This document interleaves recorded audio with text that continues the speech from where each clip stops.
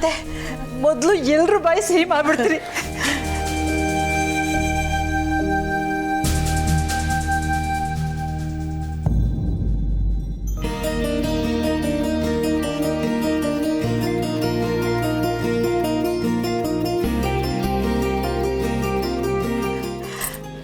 ಸದ್ಯ ನನ್ನ ಮಗಳು ರಾಜೀನಾಮೆ ಕೊಡ್ಲಿಲ್ವಲ್ಲ ಅತ್ತೆ, ಅಷ್ಟೇ ಸಂತೋಷ ನನಗೆ.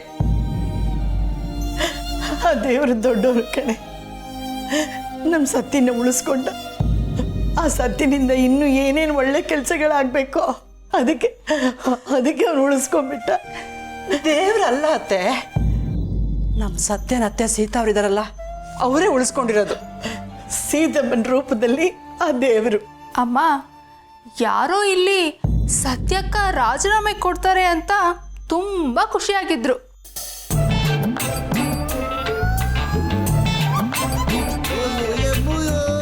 ಆದ್ರೆ ಇವಾಗ ಅವ್ರಿಗೆ ಬೇಜಾರಾಗಿರ್ಬೇಕೇನೋ. ಪಾಪ, ಅವ್ರು ಒಂದು ಕನಸಾದ್ರೂ ನನ್ಸಾಗೋದು ಬೇಡವಾ? ಬೇರೆಯವ್ರಿಗೆ ಕೇಳಿ ಬಯಸಿದ್ರೆ ಮೊದಲು ಅದು ತನ್ನನ್ನೇ ಸುತ್ಕೊಳ್ಳೋದು ಅಂತ ಕೆಲವರು ಅರ್ಥ ಮಾಡ್ಕೋಬೇಕು ಅತ್ತೆ.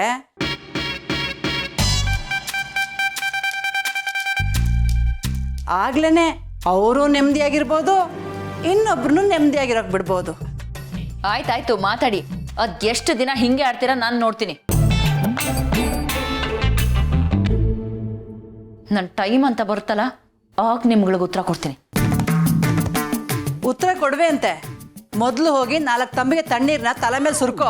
ಸ್ವಲ್ಪ ಉರಿ ಆದ್ರೂ ಕಡಿಮೆ ಆಗ್ಬೋದು. ಅಮ್ಮ,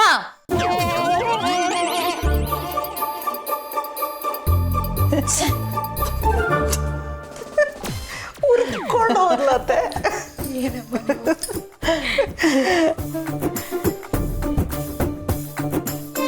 ನೋಡ್ತೀಯ ಜಾನಕಿ, ಸೀತಮ್ಮನ ಮನಸ್ಸು ಎಷ್ಟು ವಿಶಾಲ ಅಂತ.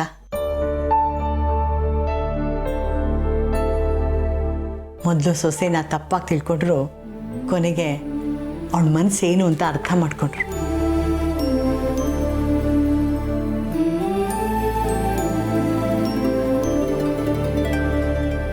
ನಿಜ ಅತ್ತೆ, ಅಷ್ಟು ಜನರ ಮುಂದೆ ಯಾರು ತಾನೇ ಕ್ಷಮೆ ಕೇಳ್ತಾರೆ ಹೇಳಿ? ನಿಜಕ್ಕೂ ಸೀತಾ ಅವ್ರ ಮನಸ್ಸು ತುಂಬ ದೊಡ್ಡದು.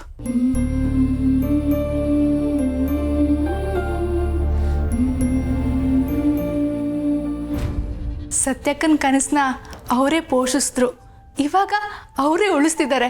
ನಿಜವಾಗ್ಲೂ ಸತ್ಯಕ್ಕ ತುಂಬ ಪುಣ್ಯ ಮಾಡಿದ್ದಾರೆ. ಸತ್ಯ, ಧರ್ಮ, ನಿಷ್ಠೆ ಇವೆಲ್ಲ ಮನುಷ್ಯನ ಕಾಯುತ್ತೆ ಅನ್ನೋದಕ್ಕೆ ನಮ್ಮ ಸತ್ತಿನ ಬದುಕೆ ನಿದರ್ಶನ.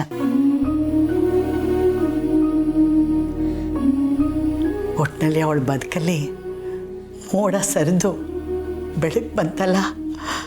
ದೇವ್ರೇ, ನನ್ನಪ್ಪ, ನಿಮ್ಗಿನ್ನೇನೇ ಬೇಕು?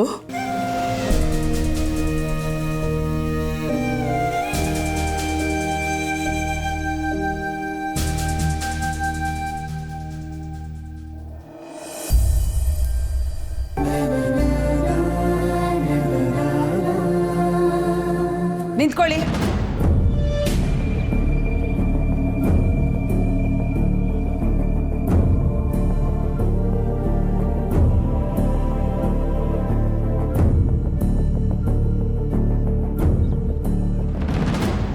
ಊರ್ಮಿಳಾ,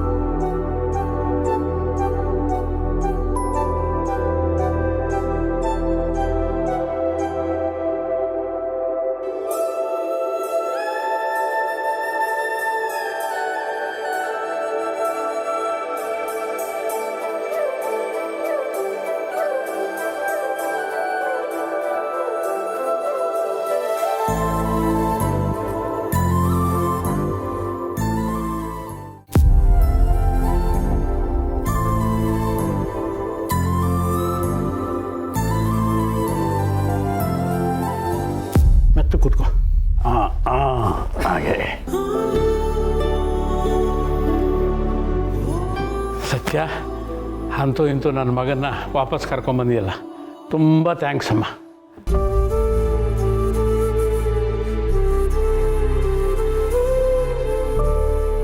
ಸತ್ಯ, ನಿನ್ನ ಬಗ್ಗೆ ತಪ್ಪು ತಿಳ್ಕೊಂಡು ನಾನು ಹೊರಟಾಗಿ ನಡ್ಕೊಂಡ್ಬಿಟ್ಟೆ.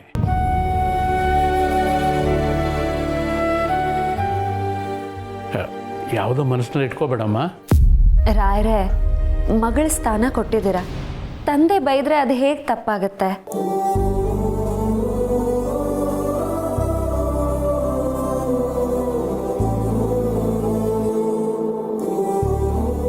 ಹಾಗಾದರೆ ಇದೇ ಮಾತು ತಾಯಿಗೂ ಅನ್ವಯಿಸುತ್ತಲ್ವ ಸತ್ಯ?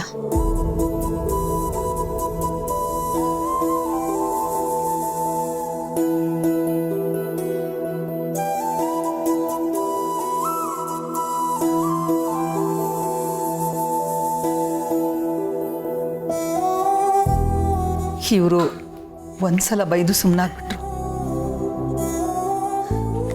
ಆದರೆ ನಾನು ಹಾಗಲ್ಲ. ಮಗನ್ನ ಜೈಲ್ಗೆ ಹಾಕ್ಬಿಟ್ಟೆ ಅನ್ನೋ ಕೋಪಕ್ಕೆ ದಿನ ನಿನಗೆ ಹಿಂಸೆ ಕೊಟ್ಬಿಟ್ಟಿದ್ದೀನಿ. ಬಹುಶಃ ನೀವು ಅಷ್ಟೊಂದು ಚಾರ್ಜ್ ತೊಗೊಂಡಿಲ್ಲ ಅಂದಿದ್ದಿದ್ರೆ ಈ ಕೇಸ್ ಇಷ್ಟು ಬೇಗ ಸಾಲ್ವ್ ಆಗ್ತಿರ್ಲಿಲ್ಲ ಅನ್ಸುತ್ತೆ ಅತ್ತೆ. ನೀವು ಹಾಗಿದ್ದಿದ್ದೆ ನನಗೊಂದು ಜೋಶ್ ಕೊಟ್ಟಂಗಾಯ್ತು. ಸೊ ಕಾರ್ತಿಕ್ ನಿರಪರಾಧಿ ಅಂತ ಪ್ರೂವ್ ಆಗೋದಕ್ಕೆ ನಿಮ್ಮ ಪಾತ್ರನೇ ಹೆಚ್ಚಿತ್ತು. ಆಯ್ತಲ್ಲ, ಎಲ್ಲ ಕ್ರೆಡಿಟು ಅತ್ತೆಗೆ ಸಿಕ್ಬಿಡ್ತಲ್ಲ. ಮತ್ತೆ ನನ್ನ ಸೊಸೆ ಅಂದರೆ ಏನು ಅಂದ್ಕೊಂಡಿದ್ದೀರಿ?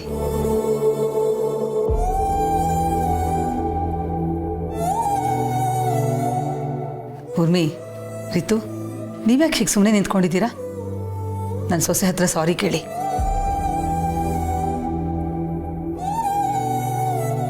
ಕೋಪದ ಭರದಲ್ಲಿ ನೀವೇನು ಕಡಿಮೆ ಬೈದಿದ್ದೀರಾ ನನ್ನ ಸೊಸೆನಾ?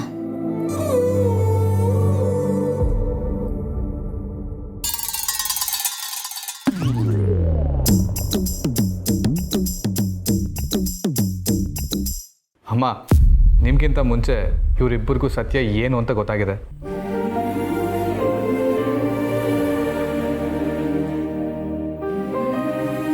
ಏನು? ಹೌದು ಅಕ್ಕ, ಇದನ್ನೆಲ್ಲ ಮಾಡಿದ್ದು ಸತ್ಯ ಕಾರ್ತಿನ ಸೇವ್ ಮಾಡೋದಕ್ಕೆ. ಜೊತೆಗೆ ಕಾರ್ತಿನ ಹೊಡೆದಿದ್ದು ಸತ್ಯ ಅಲ್ಲ, ಆ ACP. ಅವನು ಸತ್ಯನ ಮೇಲೆ ದ್ವೇಷ ಸಾಧಿಸೋದಕ್ಕೆ ಇವಳನ್ನ ಕುಗ್ಸೋಕೆ ಹೇಗೆಲ್ಲ ಮಾಡಿದ್ದು ಅಂತ ನಮ್ಗೆ ಆಗಲೇ ಗೊತ್ತಾಗಿತ್ತು. ಹೇ ಊರ್ಮಿಳಾ, ಮತ್ತು ನನಗೂ ಮೊದಲೇ ಹೇಳ್ಬೋದಿತ್ತು ತಾನೇ? ಹೇಗೆ ಹೇಳೋದು ದೊಡ್ಡಮ್ಮ? ಮಾತಾಯ್ತಿದ್ರೆ ಬೈತಾ ಇದ್ರಿ. ನಾನಂತೂ ಹೇಳ್ದಕ್ಕೆ ಟ್ರೈ ಮಾಡ್ತಾನೆ ಇದ್ದೆ, ಆದರೆ ನೀನೇ ಕೇಳೋ ಪರಿಸ್ಥಿತಿಲೂ ಇರಲಿಲ್ಲ. ಹೇಗೋ ಎಲ್ಲ ಒಂದು ರೀತಿಲಿ ಸರಿ ಹೋಯ್ತಲ್ಲ, ನನಗದೇ ಸಮಾಧಾನ. ಇಲ್ಲ ಅತ್ತೆ, ಇನ್ನೂ ಏನೂ ಸರಿ ಹೋಗಿಲ್ಲ.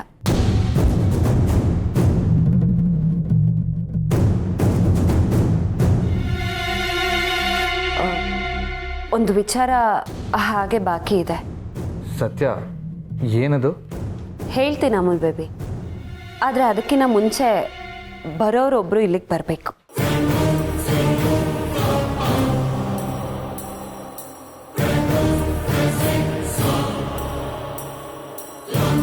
ಕೀರ್ತನಾ, ಕೀರ್ತನಾ,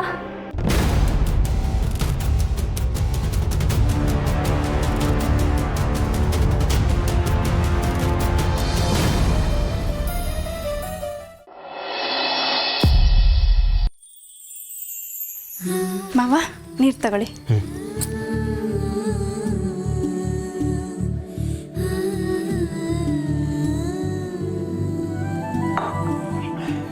ಅಂತೂ ಎಲ್ಲ ಮನಸ್ತಾಪಗಳು ಮುಗಿದು ಸತ್ತಿನ ಬದುಕು ಮತ್ತೆ ಮೊದಲಿನ ಥರ ಆಯ್ತಲ್ಲ, ಅಷ್ಟು ಸಾಕಪ್ಪ ನಮಗೆ.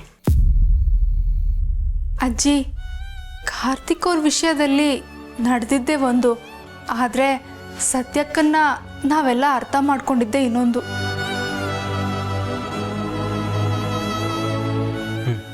ಏನು ಮಾಡೋದು, ಟೈಮ್ ಬ್ಯಾಡಾದಾಗ ಹಗ್ಗನೇ ಹಾವಾಗತ್ತಂತೆ.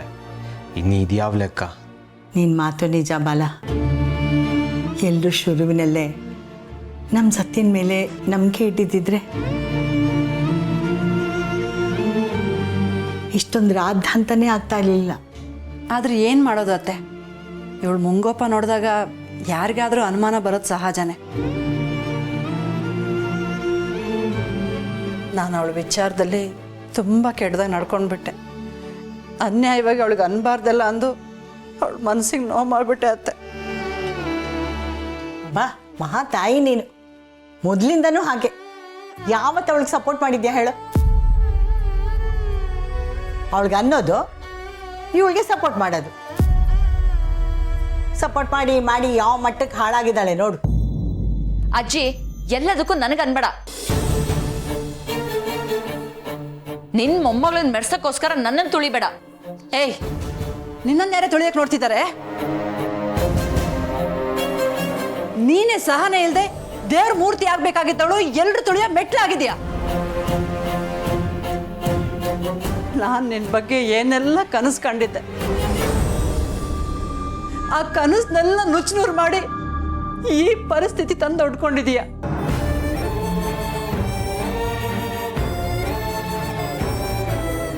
ಏನೋ ಹಿರಿಯರು ಮಾಡಿದ ಪುಣ್ಯನೋ ಅಥವಾ ದೇವ್ರ ದಯನೋ ನಿನಗೆ ಒಳ್ಳೆ ಗಂಡ ಸಿಕ್ಕ, ಅವನ್ನ ಉಳಿಸ್ಕೊಳಕ್ಕಾಗಿಲ್ವಲ್ಲ ನಿನಗೆ? ಎಲ್ರು ನನಗೆ ಬೈರಿ, ಏನೋ ನಾನೇ ತಪ್ಪು ಮಾಡಿದ್ದೀನಿ ಅನ್ನೋ ತರ. ಥು, ಈ ಮನೇಲಿ ಒಂದ್ ಪೈಸನ್ ನೆಮ್ಮದಿ ಇಲ್ಲ. ಇವಳಿಗೆ ಈ ಜನ್ಮದಲ್ಲಂತೂ ಬುದ್ಧಿ ಬರಲ್ಲ. ರುಕ್ಕು, ಅವಳಿಗೇನಾದ್ರೂ ಬುದ್ಧಿ ಬಂದ್ಬಿಟ್ರೆ ನಿನ್ನ ಜಾಗ ಖಾಲಿ ಆಗೋಗ್ಬಿಡುತ್ತೆ, ಹುಷಾರೇ.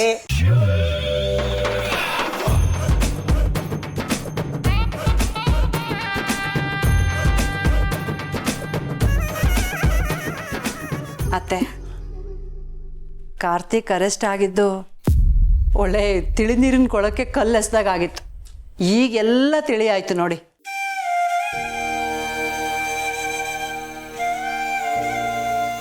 ನಾವು ನಂಬಿದ ದೇವರು ಕೈ ಬಿಡಲಿಲ್ಲ ಅತ್ತೆ.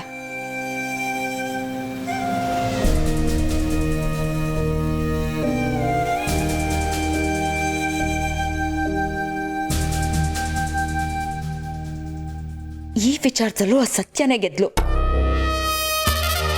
ಒಟ್ನಲ್ಲಿ ಹೇಗೋ ಮಾಡಿ ಅವಳೇ ಸರಿ ಅಂತ ಪ್ರೂವ್ ಮಾಡ್ಕೊಂಡ್ಬಿಡ್ತಾಳೆ. ಇಲ್ಲಿ ಇವಳಿಂದಾಗ ನಂಗೆ ನೆಮ್ಮದಿ ಇಲ್ಲ. ಹೇಗಾದರೂ ಮಾಡಿ ಹೊಸ ಪ್ಲಾನ್ ಮಾಡಬೇಕು. ಇವ್ರೆಲ್ರಿಗೂ ಅವಳಿಗಿಂತ ನಾನೇ ಬೆಟರ್ ಅನ್ನೋದನ್ನ ಪ್ರೂವ್ ಮಾಡಬೇಕು.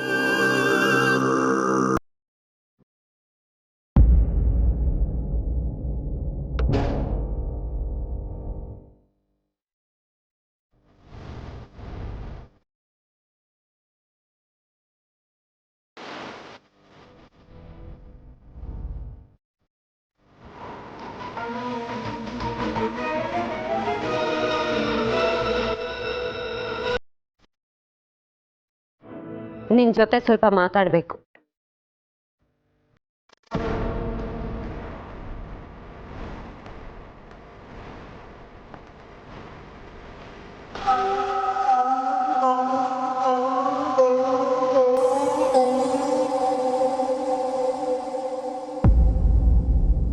ಯಾಕೆ ಹೀಗೆ ಮಾಡ್ದೆ ಕೀರ್ತನ?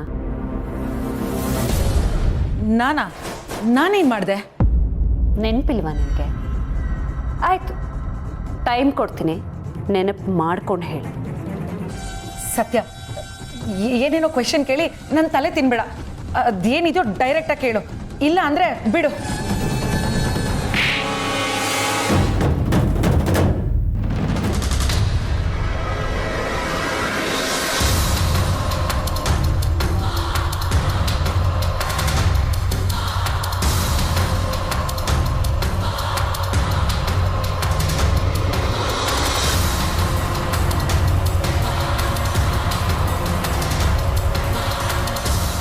ಸತ್ಯ, ಏನಾಯ್ತು?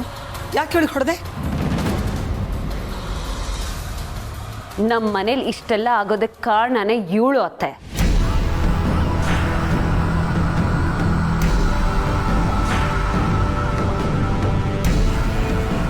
ನಾವೆಲ್ಲ ಶತ್ರು ಎಲ್ಲೋ ಇದ್ದಾನೆ ಅಂತ ಆಚೆ ಹುಡುಕ್ತಿದ್ವಿ, ಆದ್ರೆ ಶತ್ರು ನಮ್ಮ ಮನೆ.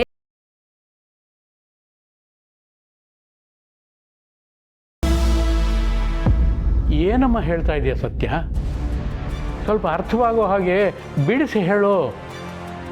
ರಾಯ್ರೆ, ಕಾರ್ತಿಕ್ನ ಈ ಕೇಸಲ್ಲಿ ಸಿಕ್ಕಾಕ್ಸಿರೋದು ಬೇರೆ ಯಾರೂ ಅಲ್ಲ, ಅವನ ಸ್ವಂತ ಅಕ್ಕ ಈ ಕೀರ್ತನ.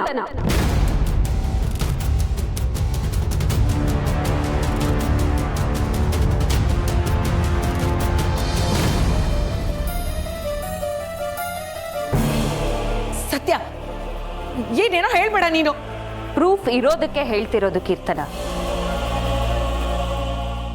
ಅದ್ ಹೇಗೆ ಸ್ವಂತ ತಮ್ಮಂಗೆ ಚೂರಿ ಹಾಕ್ಬಿಟ್ಟೆ ನೀನು?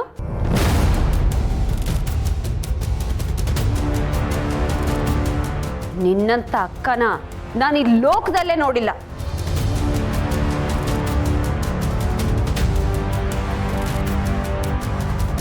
ಸತ್ಯ, ನನಗೆ ತುಂಬಾ ಗೊಂದಲ ಆಗ್ತಿದೆ. ಇವಳು ಹೇಗೆ ಈ ಕೇಸಲ್ಲಿ ಇನ್ವಾಲ್ವ್ ಆಗಿದ್ದಾಳೆ? ಎಲ್ಲ ದುಡ್ಡಿನ ಆಟ ಅತ್ತೆ. ಇವಳಿಗೆ ದುಡ್ಡು ಬೇಕು. ಆಫೀಸಲ್ಲಿ ಇವಳು ಗಂಡ ಮಾಡ್ತಿದ್ದ ಮೋಸನ ನಾನು ಬಯಲ್ ಮಾಡಿದೆ. ಆಮೇಲೆ ರಾಯರೆಲ್ಲ ಕಟ್ನಿಟ್ ಮಾಡಿಬಿಟ್ರು.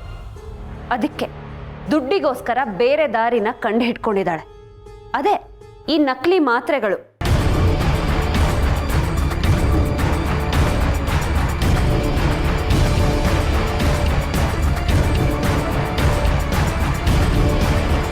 ಕೀರ್ತನ, ಏನಿದು? ಸತ್ಯ ಹೇಳ್ತಿರೋದು ನಿಜಾನಾ?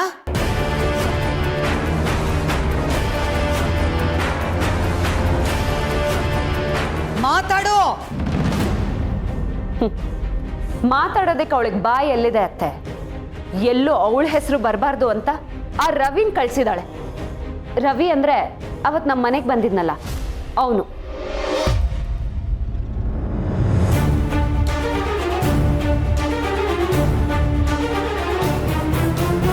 ರವಿಯಿಂದಾಗಿ ಕಾರ್ತಿಕ್ ಕೂಡ ಈ ಫೀಲ್ಡ್ ಅಲ್ಲಿ ಇನ್ವೆಸ್ಟ್ ಮಾಡೋ ಹಾಗೆ ಮಾಡಿದ್ಲು.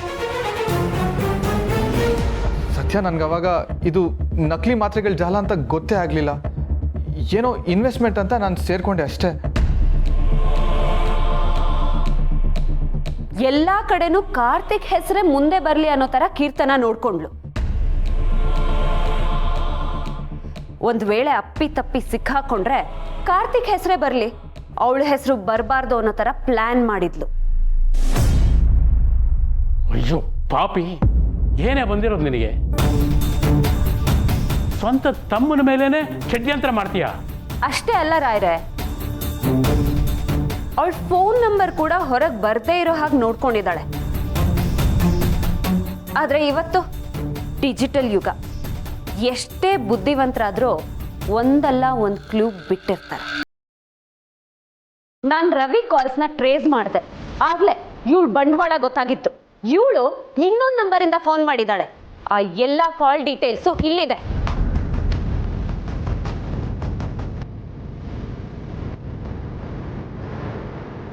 ಇಷ್ಟು ಸುಲಭವಾಗಿ ನೀನು ತಗ್ಲಾಕೋತೀಯ ಅಂತ ಅಂದ್ಕೊಂಡೇ ಇರಲಿಲ್ಲ ಅಲ್ವಾ ಕೀರ್ತನ?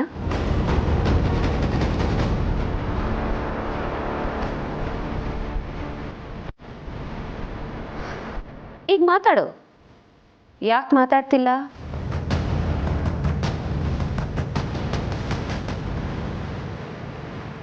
ಪೊಲೀಸ್ ಡಿಪಾರ್ಟ್ಮೆಂಟ್ನೇ ಅಂಡರ್ ಎಸ್ಟಿಮೇಟ್ ಮಾಡಿದೆ ಅಲ್ವಾ ನೀನು?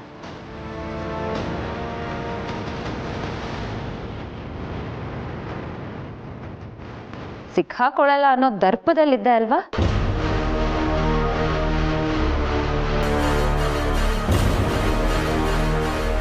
ಆದ್ರೆ ಈಗ ನೋಡು, ನಿನ್ ಪ್ರತಿಯೊಂದು ಕಾಲ್ ರೆಕಾರ್ಡಿಂಗ್ನ ತಗ್ಸಿದ್ದೀನಿ.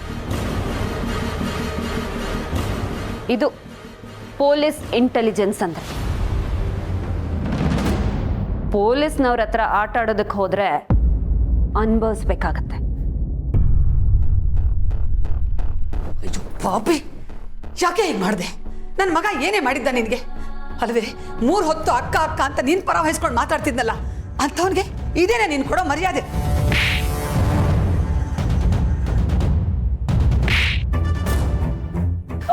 ಅತ್ತೆ ಬಿಡಿ ಅವಳನ್ನ. ಉಪ್ಪಿನ ಮೇಲೆ ನೀರು ಕುಡಿಲೇಬೇಕು. ತಪ್ಪಿಸ್ಕೊಳ್ಳೋದಕ್ಕೆ ನೋಡಿದ್ರೆ ನಾವು ನೀರು ಕುಡಿಸ್ತೀವಿ. ನಾನು ಇವಳಿಂಥ ನೀಚ್ ಹೆಂಗಸು ಅಂತ ಅನ್ಕೊಂಡಿರ್ಲಿಲ್ಲ ಸತ್ಯ. ನಿನ್ನನ್ನು ತಪ್ಪು ತಿಳ್ಕೊಂಡೆ. ಆದ್ರೆ ತಪ್ಪು ಮಾಡಿದವಳೆ ನಮ್ಮ ಮನೇಲಿದ್ದಾಳೆ ಅನ್ನೋದು ನನಗೆ ಗೊತ್ತೇ ಆಗ್ಲಿಲ್ಲ. ಇನ್ನಿ ಇವಳಿ ಈ ಮನೇಲಿ ಇರಬಾರ್ದು ಅಷ್ಟೇ.